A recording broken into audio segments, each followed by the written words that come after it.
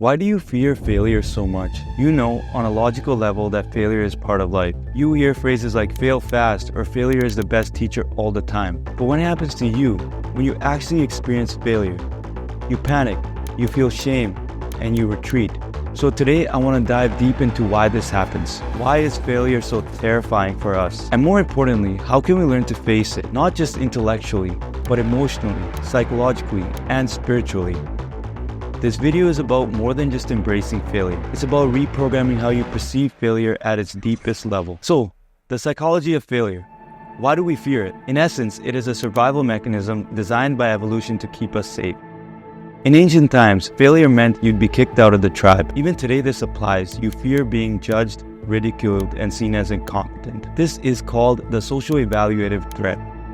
The fear of how others perceive us when we fail. This is why failure feels so personal. Remember the spotlight effect in psychology and sociology class? For those of you who have not heard of this, the spotlight effect is a psychological phenomenon where an individual feels like they are being noticed more than they actually are. Interesting part about failure is that it's not just about external judgment, it's also about your self-judgment. When we confront failure, we start to challenge our own self-image. That is the image that you created for yourself through all those victories and all those winnings.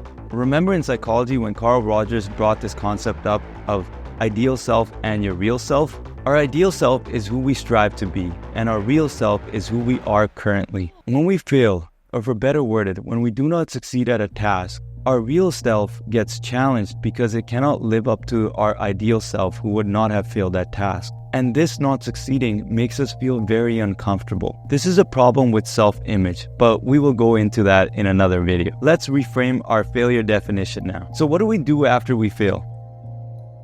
When we fail, our inner voice kicks in and says that you're not good enough. We relive that failure over and over again with this same mindset. We avoid or stop trying and even shift to something that's more safer. Instead of avoiding it, ask yourself, what didn't work last time?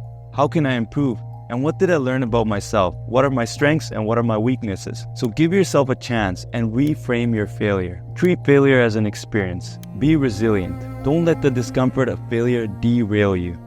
So, let's talk about the power of failure. Here's the truth. Failure has a secret power that most of us miss. It's a reset button. It forces us to pause, recalibrate, and redefine our path. It gives us clarity about what really matters. Some of the most pivotal moments in life happen after a failure. So guess when I actually discovered I had ADHD, which is a pivotal part of my life?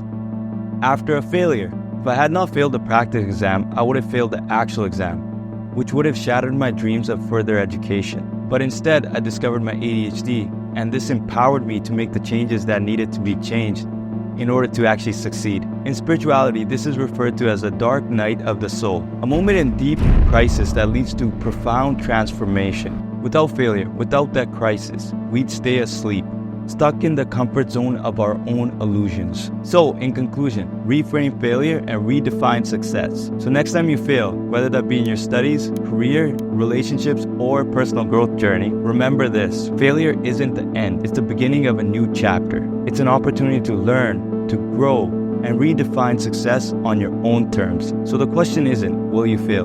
Because you will. The real question is, what will you do with your failure? Will you let it define you, or will you use it to redefine yourself?